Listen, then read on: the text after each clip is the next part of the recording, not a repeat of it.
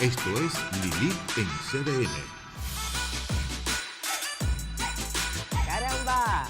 ¡Yupiti!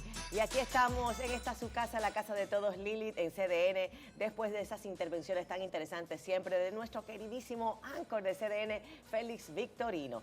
Y aquí estoy, señores, en compañía de un geólogo. O sea, cuando la Tierra se mueve, ese señor sabe perfectamente para qué lado, por qué y cómo. Y qué bueno, porque nosotros todos estamos un poquito preocupados con estos movimientos telúricos de la región. Pero antes de entrar de lleno a nuestro primer bloque y de velar a quién tenemos aquí, les cuento todo el contenido de la noche en esta su fórmula antinovelas. Empezamos con los temblores de Puerto Rico, el país vecino, y están picando cerca, uno asustado. Qué bueno que tenemos con nosotros al ingeniero Eduardo Verdeja, quien es el vicepresidente, ya fue presidente también, de la Sociedad Dominicana de Geología, y debo decirlo, es una persona que conoce de manera espectacular la madre tierra y cómo se mueve y por qué. Ese hombre sabe bailar con la tierra.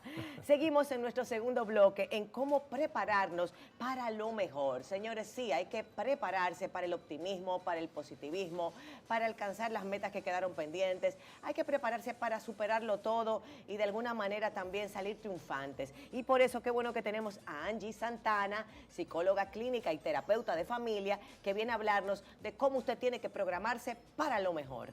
Y cerramos con la adopción responsable de perritos y animales. Yo debo decir que nosotros, la familia Molina Lebrón, en diciembre, gracias a nuestro amigo Michael Colley, que es el embajador en el ambiente veterinario aquí en Lili en CDN, pues la verdad que gracias a Michael hicimos los contactos y pudimos adoptar a Nala, una Golden Retriever hermosísima de 4 años y pico, que es, bueno, la protagonista de nuestra familia y que ha llenado la familia de entusiasmo, de ilusión. Recibir un miembro canino en la familia, de verdad, para mí es una bendición, y adoptarlo es una muestra también de responsabilidad social. Qué bueno que pudimos complementarlo todo y hacerlo en un conjunto, y que estamos de manos de expertos para hablar de la adopción responsable de animales. Aquí vamos a compartir con, por supuesto, Michael Colley, también con Camila Pichardo de Rabito Callejero, tremenda organización, y también con el doctor Otto Teve. Y arrancando con Eduardo Verdeja, ingeniero Verdeja, bienvenido. Hola, gracias, Lili. Un placer, de verdad, Eduardo, porque yo sé y digo responsablemente que de la gente que más sabe de movimientos telúricos eres tú en el mundo. No, en el mundo no, hay muchos. En República Dominicana. Somos un grupo. Son un grupo, yo lo sé que sí, pero lo tomas muy en serio. Sí, y qué evidentemente. bueno que tenemos gente que nos oriente. Sí. Ahora con estos terremotos, pudiéramos llamar terremotos después Sí, de 6, ¿cierto? Y antes también, un terremoto, sismo, movimiento, todo es igual. Todo es lo mismo, Sí. eso es importante saberlo. Entonces, estos terremotos en Puerto Rico, que se han, viviendas se han caído, escuelas, una serie de cosas, la luz, o sea, el sistema eléctrico también cayó, nos hacen sentirnos preocupados como dominicanos porque nos sentimos siempre muy cerca. Con toda Y se razón. habla de esa placa tectónica y también de la fosa de Milwaukee, cosas que compartimos. Correcto. Cuéntanos, ¿qué tenemos que saber para preocuparnos o no? Mira, lo primero que tenemos que saber o entender ahora es que estamos en el borde de una placa tectónica, en el borde norte de la placa tectónica del Caribe, que hace interacción con la placa de Norteamérica. Los límites de placa son los lugares en el globo terráqueo, en la Tierra entera, en donde se produce el 99% de los terremotos. Entonces nosotros estamos en una región sísmicamente activa. O sea, para nosotros no puede ser raro que tiemble la Tierra, es normal, es lo que debe pasar en donde estamos, en la Tierra. Y aquí tiembla diario, digamos, en República Dominicana, Sí. aunque uno no lo perciba, el dominicano como... Sí, Ajá. o sea, la cantidad de sismos pequeños o terremotos pequeños de muy baja magnitud, imperceptibles para el ser humano en condición normal, son muchísimos. O sea, instrumentalmente se detectan, se sabe dónde están, son mecanismos de investigación, de saber qué es lo que está pasando, de estudiar qué es lo que está pasando, dónde se está moviendo, pero sí, continuamente hay movimientos telúricos. En todas partes del mundo, digamos. Principalmente en la zona de interacción de placas, donde hay contacto Claro, de placas. como Es el nosotros. lugar como nosotros. O sea, nosotros todos los días hay temblores. Yo entiendo que la UAS, que hay un equipo de la UAS que mide esos movimientos. ¿Ese es el único grupo que lo mide en el país? No, hay más de uno. Está el Centro Sismológico de la UAS, que es digamos, el oficial, el principal. Está el Observatorio Sismológico del Politécnico Loyola, que está haciendo un trabajo bastante interesante empezando a medir. Está la Red Sísmica de Puerto Rico y está evidentemente el Servicio Geológico de los Estados Unidos. Entonces, toda esa información, toda la información sísmica no es una información que se maneja a nivel local nunca, o sea, es una información global Claro. que se comparte con todo el mundo. Es la tendencia de esa transferencia de información, porque es importantísimo. Entonces, las estaciones sísmicas de un país ayudan al otro país para ubicación de terremoto, localización de epicentro y una serie de aspectos técnicos más profundos. Están relacionados. Por ejemplo, si ahora vemos que tenemos estos movimientos sísmicos importantes en Puerto Rico, como sucedió en su momento también, recuerda 2010, si no mal recuerdo, en Haití, ¿cierto? Cuando nosotros 2003 Puerto Plata. Puerto Plata, Correcto. que fue también importante. ¿Fue de qué magnitud? 7.2 o Wow, 7.0. eso fue sí, grande. fue importante, claro. Entonces yo me pregunto, ¿qué podemos pensar ahora los dominicanos? ¿Debemos estar preparados como moscas, como decimos? Bueno, espérate, déjame ver qué pasa. La respuesta, Lili, es que siempre tenemos que estar preparados, porque no sabemos cuándo nos va a tocar. Todavía no estamos, o sea, el mundo, la tecnología no está a un nivel que pueda predecir terremotos, son impredecibles todavía. Hay estadísticas, hay probabilidades, hay movimientos que se van registrando que indican en qué lugar puede haber más probabilidad de que ocurra un terremoto, pero todavía no podemos saber cuándo va a pasar ni de qué tipo va a ser. Entonces, por eso tenemos que estar siempre preparados. Estar preparado no significa, bueno, andar todo el tiempo nervioso. Histérico, claro, no, que al contrario, eso yo creo que es peor, obviamente. Es peor. Sí. Estar preparado es sencillamente saber qué es lo que hay que hacer para cuando toque. Entonces, cuando nos toque, bueno, ok, reaccionar con calma, quitarme de los lugares que me puedan hacer daño inmediato. La gente sencillamente piensa, no, que se va a caer el edificio y me tengo que proteger de que el edificio se caiga. No, espérate, que la cantidad de edificios que colapsa en un terremoto son las menos comparado con la cantidad de daños que te pueden pasar sin que colapse un edificio. Lo que pasa es que el colapso de un edificio es noticia, Claro. lo otro no. Pero ocurre muchísimo más riesgo de daño personal en tu entorno diario, en la oficina, que se rompió un cristal al lado de ti y te cayó, un librero, se te cayó un libro y te dio en la cabeza, se cae una lámpara, objetos te golpean. Eso suele ser un daño mayor. La desesperación de salir corriendo, o sea, Claro. eso puede generar más daño que el miedo que uno tenga que se colapse la estructura. Posiblemente la estructura no colapse, porque para que colapse una estructura hace falta un terremoto de importancia y tú no sabes cuál va a ser la magnitud del terremoto hasta que realmente empieza. Y te puedo asegurar por experiencia propia, un terremoto de gran magnitud es imposible moverse. A mí me tocó el terremoto del año 1995, el de Kobe, Japón, Wow. y no se puede uno mover, punto. O sea, hay que quedarse esperando a que pase. Y ver las cosas que Y se ver las mueven y cosas y todo. decir, bueno, entonces... Pero a la gente le dicen, Eduardo, por ejemplo, empezando con esta parte de la seguridad, porque obviamente somos sujetos de este fenómeno, estamos en el centro del, Sí, sí, del sí. huracán, del terremoto. Sí. La pura verdad te dice, bueno, métete en el baño, ponte abajo de una mesa. Hay una serie de recomendaciones que dan en las mismas escuelas a los Sí. niños, debajo del escritorio. ¿Cuáles son los mitos y cuáles son las verdades de esas recomendaciones? Mira, después de mucho tiempo, de muchas pruebas y de mucha experiencia, hay unas reglas básicas. Es agáchate, cúbrete, Así. cúbrete Ajá. y agárrate. Claro, agárrate. Agárrate de algo. Ahora bien, ¿en dónde te vas a agachar? ¿En dónde te vas a cubrir y qué vas a hacer? Eso es algo que en el momento que ocurre el terremoto no lo puedes decidir porque no tienes capacidad de pensar. O sea, te asustas Es instintivo. y vas a reaccionar con el instinto y con el hábito que tengas. Entonces, por eso en las escuelas empieza uno con los programas de evacuación, con los programas de rutina, porque hay que ir generando un hábito. Por el momento en que uno se asusta, si tú no tienes una rutina hecha, no sabes, o sea, vas a Claro. reaccionar de manera irracional. Pero si hay una rutina, algo te dice, espérate, es por aquí que voy, es lo que tengo que hacer. Entonces, lo primero es, como te digo, avalúa tu entorno directo, o sea, estamos aquí, ¿qué pasa?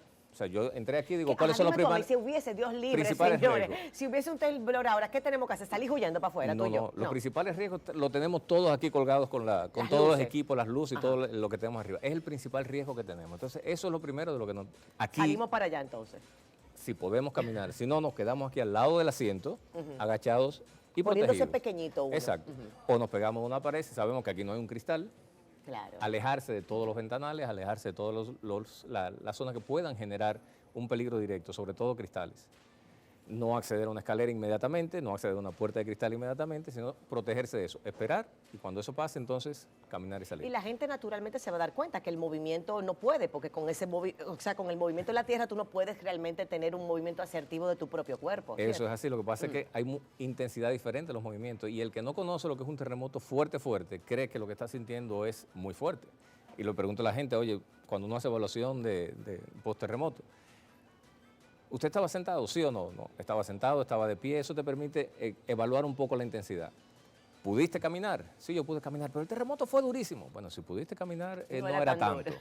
Vamos a estar claros. Claro, claro. Entonces, eso es lo que pasa. O sea, si puedes caminar, no es un terremoto tan fuerte. Es un temblorcito. Es un temblor, pero viene la otra parte. No sabemos el nivel de resistencia que puede hacer el lugar donde nosotros estemos. No sabemos qué tan preparado o no puede estar. No sabemos si hay alguna falla o algún problema, digamos, estructural de construcción que pueda hacer que con un terremoto de baja magnitud llegue a un daño estructural importante. Tú sabes, Eduardo, que he notado, porque tengo muchas amistades que viven ya en pisos altos, tú sabes que ahora esta es una ciudad de concreto, Sí. Que allá arriba se siente mucho más el movimiento. ¿Qué le decimos a esa gente que vive encaramado en relación a un temblor, un terremoto? Tranquilidad. Se queda ahí arriba. Sí. Quédese en su Protegerse palomar. inmediatamente, quédese en su palomar. Cuando pase el movimiento fuerte, entonces que baje. Asegúrese que si el ascensor funciona o no, no es recomendable utilizar el ascensor porque normalmente vienen réplicas y si hay una falla en el ascensor. Esperamos que pase y bajemos la escalera. Y bajemos la escalera Ya. calmadamente. Sí, porque yo no me oigo nada calmada, tú viste. Ya yo voy a Calmadamente, millón. porque bajando rápido la escalera puede haber te puedes problemas, no se hasta cae, caer. se rompe una pierna, ya no hay problema. Sí, hay que estar calmado, es lo más Sí. importante. Es difícil, pero hay que hacerlo. Sí, hay que tratar de programarse. Exacto. Tú trajiste unos gráficos que reflejan, porque fíjate que yo siento que hay como confusión, yo misma las tengo, entre lo que es la fosa de Milwaukee y lo que son las placas tectónicas. Ok, Aparentemente, bueno. obviamente son dos fenómenos distintos, dos No, condiciones. Es lo mismo, Ajá, dime a ver. son partes diferentes. Entonces podemos poner la imagen número 1. Que, Vamos a pedirle a producción las imágenes, por favor, de Eduardo. Ajá. de todas maneras, en el borde de las placas se generan, bueno, ahí tenemos una imagen, esa, si podemos poner la número 2, que es inmediatamente esa, ahí se puede ver una pequeña linecita de color naranja, en lo que va por el norte de nuestro país, de la isla. Ajá.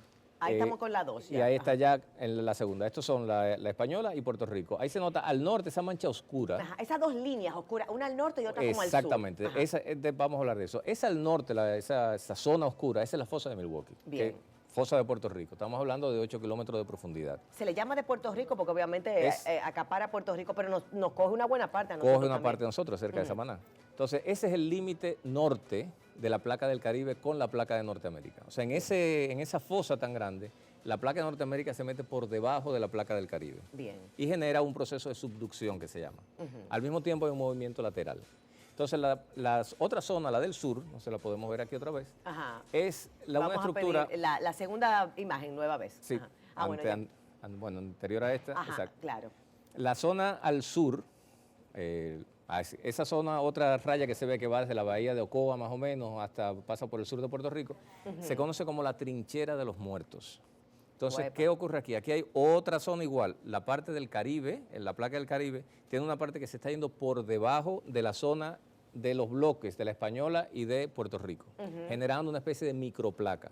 Es decir, por el sur se está metiendo la placa del Caribe, por el norte se está metiendo hacia abajo la placa de Norteamérica y toda la estructura terrestre que hay ahí, la Española y Puerto Rico, se está, digamos, levantando.